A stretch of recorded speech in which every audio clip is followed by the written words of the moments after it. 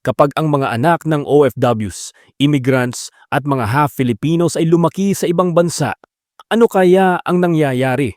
Nawawala na ba yung pagka-Pinoy nila?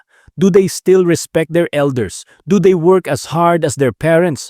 And more importantly, do they actually stand a chance to become extremely successful o yung tinatawag nating super rich? Well, base sa aming natuklasan, some of them don't just become successful. Marami sa kanila ang naging tech billionaires, top entrepreneurs, Hollywood superstars, NBA legends, and even global icons.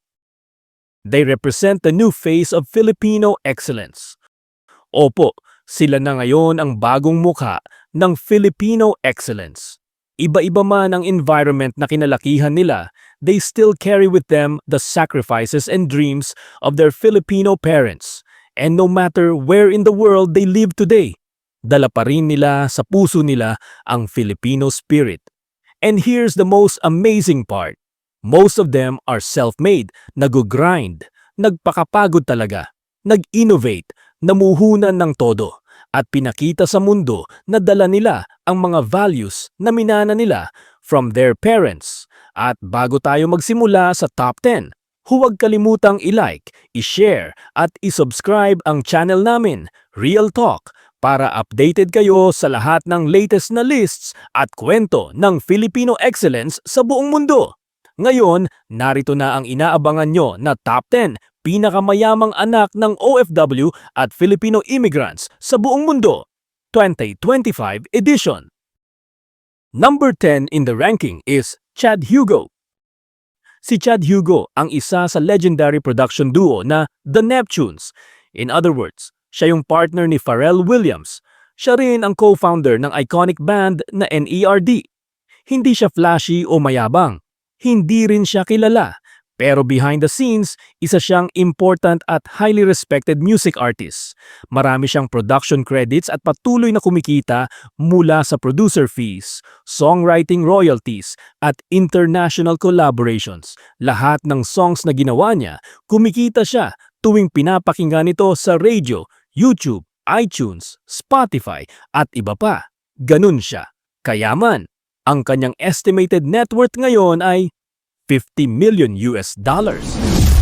The number 9 in the ranking is Kiwi Camara. Si Kiwi ay isang child prodigy turned tech CEO.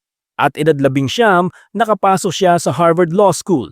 Pagka-graduate niya, he established a company and named it CS Disco, isang legal tech company na gumagamit ng AI tool para gawing mas mabilis at efficient ang litigation workflow.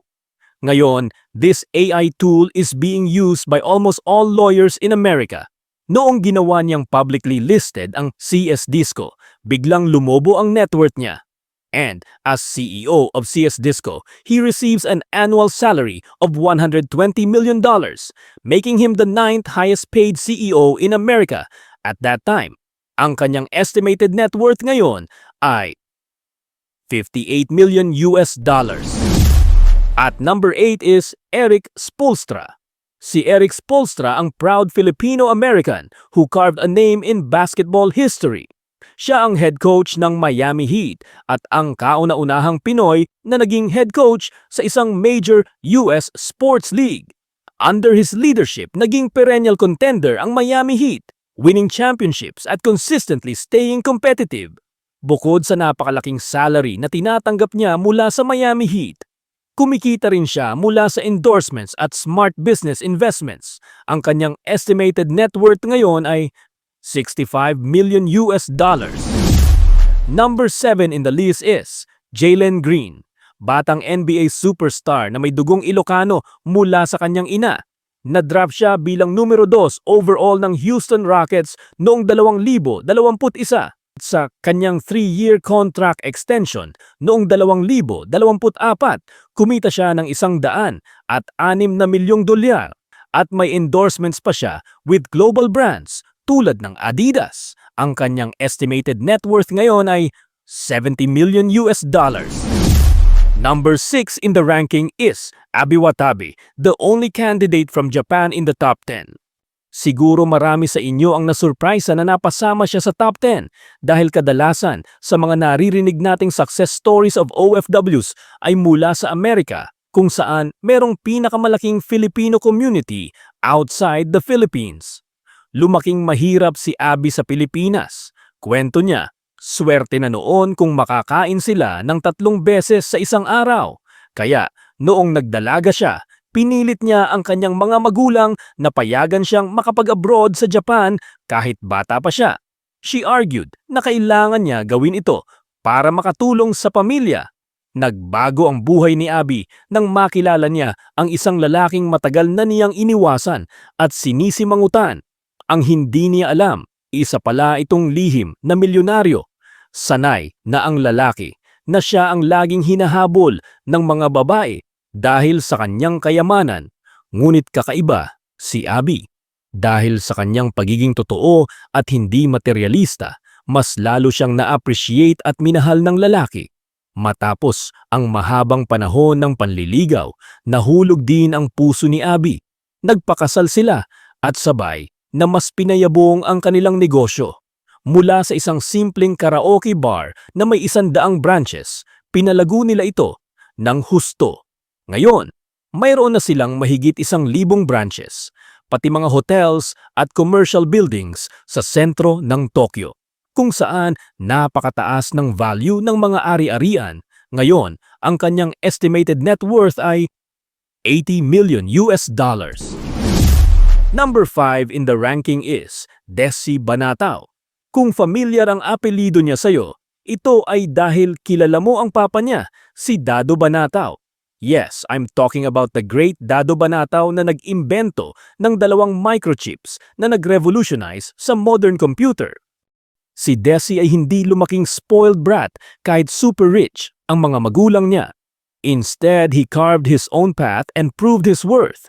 He was an honor student simula school days and was accepted to the world-famous UC Berkeley, where he finished both a Bachelor of Science (BS) and Master of Science (MS) in Materials Science and Engineering.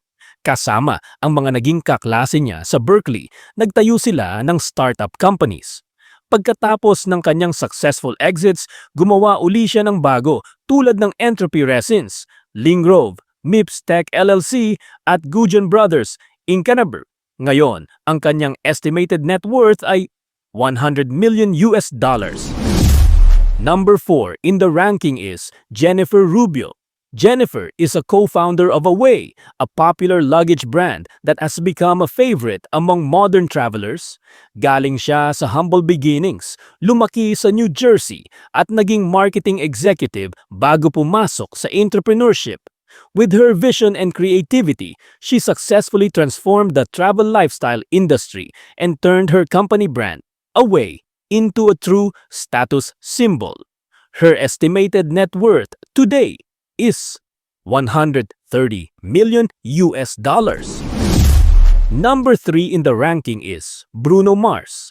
Kilala natin siya bilang Bruno Mars, pero ang tunay niyang pangalan ay Peter Jean Hernandez, isang global superstar na may Cebuana roots. Lahat ng songs at singles niya ay naging global hit at karamihan ay naging top 1 sa Billboard charts. Bukod sa pagiging singer-songwriter, isa rin siyang multi-awarded na Grammy winner. He's considered one of the most successful artists of his generation. Kumikita siya mula sa music royalties, live performances, at product endorsements. Ang kanyang estimated net worth ay $200 million. Number 2 in the ranking is Bobby Murphy. Bobby Murphy, half Filipino tech genius, is the co-founder of Snapchat. Siya ang nasa likod ng tech at product design ng app na naging favorite ng Gen Z at millennials worldwide. Hindi siya flashy, tahimik lang, pero isa siya sa pinakamayaman at pinaka-powerful na entrepreneurs of Filipino descent sa Silicon Valley. Sa billions na kinikita ng Snapchat, steady rin ang paglaki ng yaman niya. Ang kanyang estimated net worth ngayon ay $4.2 billion. And the number 1 in the ranking is Melanie Perkins. Si Melanie Perkins ay ang nag-iisang Filipino-Australian na nakarating sa top 10 sa ranking na ito. Co-founder at CEO siya ng Canva, ang isa sa pinaka-popular video editing and design AI tools ngayon. Half Filipino siya through her father's side at dahil mahal niya ang Pilipinas at malakas ang connection niya sa kanyang Filipino roots at naniniwala siya sa talento at talino ng mga Filipinos. Sa Pilipinas niya itinayo ang pinakamalaking Canva office outside of Australia na meron siyang 133 empleyado. Short only by 3 employees to become the largest Canva office in the world. Ang kanyang estimated net worth ngayon ay $5.8 billion. And that was the countdown ng top 10 pinakamayamang anak ng OFWs at Filipino immigrants sa buong mundo para sa 2025. Ang bawat isa sa kanila ay hindi lang nagdala ng sakripisyo at values ng kanilang mga magulang, kundi naglakbay din sa sariling daan tungo sa ekstraordinaryong tagumpay. Mula sa tech billionaires, NBA stars, Grammy winners hanggang sa global entrepreneurs, pinakita nila na tunay na shining ang talento at determinasyon ng mga Pilipino kahit saan sa mundo. Salamat sa panonood at sana ay na-inspire kayo sa kanilang mga kwento. Kung nagustuhan ninyo ang video na ito, don't forget to like, share, and subscribe para mas marami pa tayong madiscover na success stories ng mga Pinoy all around the globe. Hit the notification bell para updated kayo sa mga susunod na uploads natin. Hanggang sa muli!